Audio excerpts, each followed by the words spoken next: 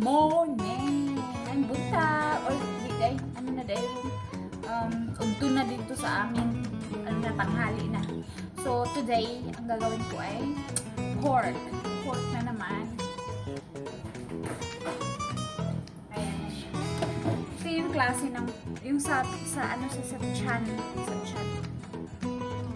Ano siya, baboy siya, mamoy. Sorry sa mga kaibigan kong Muslim.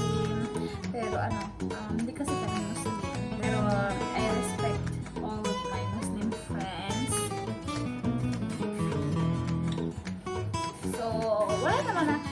Kasi yesterday, nag-beef naman kami. So, ngayon naman, pork naman tayo. Kasi, naubusan ako ng seafood. At saka hindi kami mahilig sa seafood din. Kahit na meron kami, bihira lang kami nagluluto. So, ngayon, magbababoy naman tayo. So, maghiwa na tayo kung paano natin ito. Gusto ko, hindi ko alam kung anong lulutuin ko. Kung ano lang ang makita kong ingredients sa loob ng freezer, ng ref. Yun lang ang gagawin ko. So, ngayon, wala ako masyado, hindi kami nag-grocery nung Sunday kasi wala pang budget, wala pang sako. So, kung ano lang ang meron sa ref, yun lang ang gagawin ko. So, let's see kung anong maluluto natin. So, maghiwa na tayo. So, paano natin siya hiwain? Hindi ko alam kung anong klase ang luto ang gagawin ko. Basta, maghiwa lang ako ng maghiwa. Siguro yung pahaba or ganito. Ganito. Tapos, anuhin natin. Yung parang pansit siya. Wala na kasi akong noodles ng pansit din. So, ganito na lang ang gagawin natin. Pahaba na lang siya. Pahaba.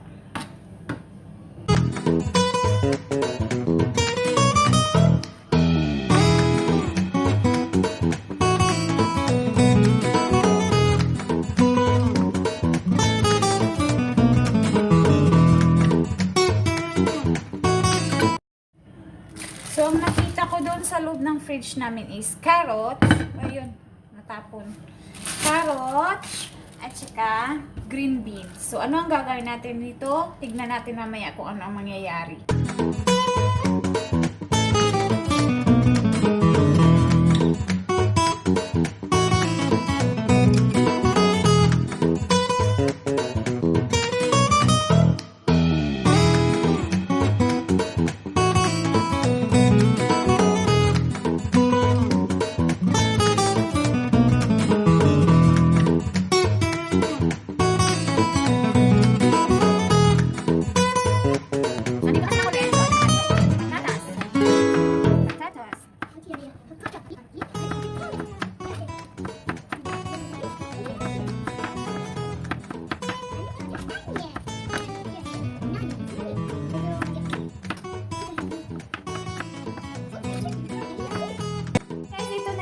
Natin. What is this? What is this?